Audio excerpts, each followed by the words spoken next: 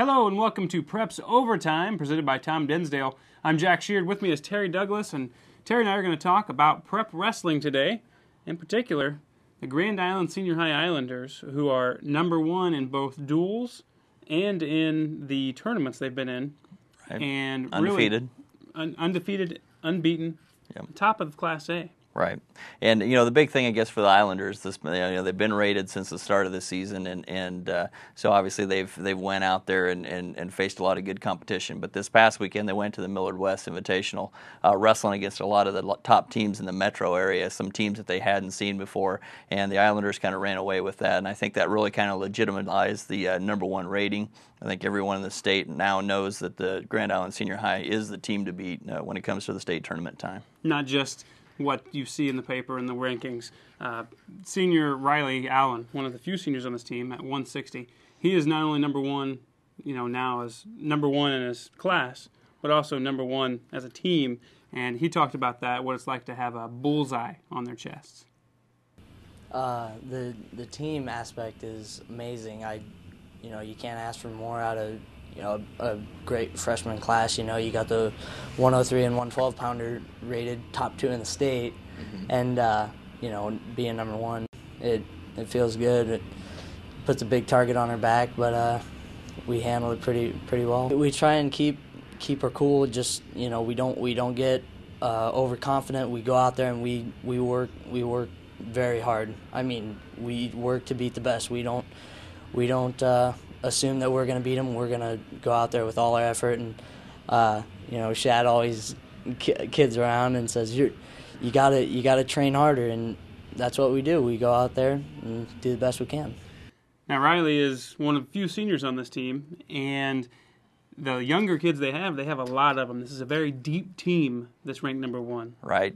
Coach Shadwinkle in this year has talked about the depth of the Islanders, and it's a blessing, you would think, as a wrestling coach to be able to have so many guys and have so much competition in the wrestling room during the week. It's also a curse just because, he's constantly, working to see what the best lineup is and having wrestle-offs to see who's in the top of the competition. They've had wrestlers this year who are former state medalists who have had difficulty breaking into the lineup because they are so deep. So obviously I think that plays out well for them in the competition, but it also creates a lot of inner turmoil as far as guys competing against each other. But I think the amazing thing we've seen this year is the teamwork on this team has been very strong. You would think with the added competition that you wouldn't have that team unity, but it seems this team does have a lot of team unity, and that's something that Coach Shadwinkle has mentioned. They have this unity chain that they bring. He can explain it. Well, I've always tried to stress team to these kids all along, and try to let them understand that just because there are individual matches, that there still is a team, and that they still have 13 other guys to answer to, and really a whole program to answer to. And to even take it a step further, they have their family and their friends and their school and the community that they all represent. And we want to represent all of those people with pride and honor and a strong performance every time that they step out there. And so the chain really is about every man, holding up his chain link and making sure that it's strong so that the chain's strong. And then also there's that 15th chain link in there that reminds them about all of those other things, that when they step on the mat and then when they're involved in this program, they represent a lot more than just themselves.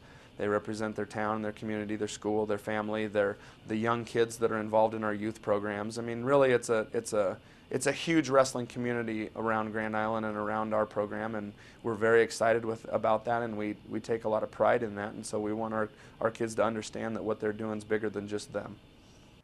Well, clearly, Grand Island's got a very good team, good, close, tight-knit team, and they're at the top of Class A, but Central Nebraska has some other good teams. What do you see out there as the other top teams? Yeah, Central Nebraska really well represented. Look at the rankings right now. Adams Central is #3 in Class B.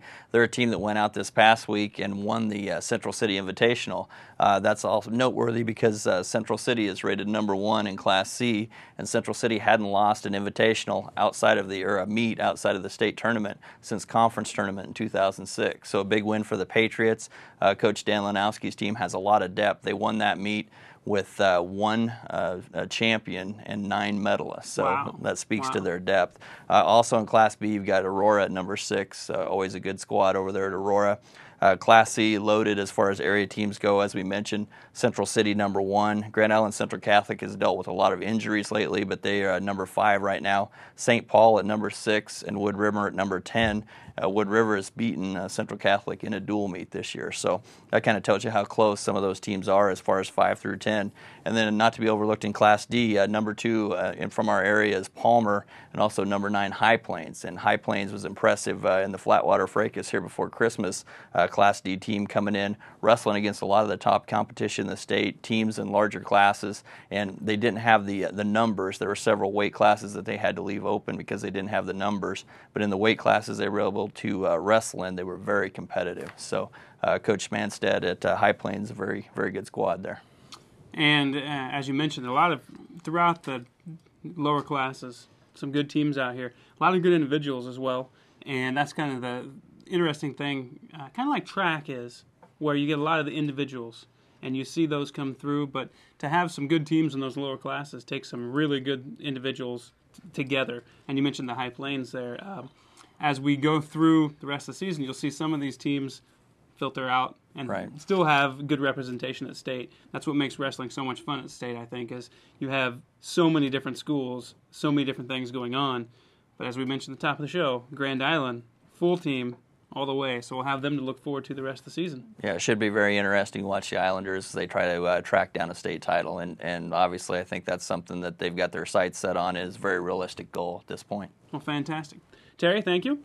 And all you wrestling fans out there, go crazy. We'll keep following you, and you'll have to keep following Terry's wrestling coverage in the Independent, and we'll stay with you throughout January and February through state. Thanks a lot.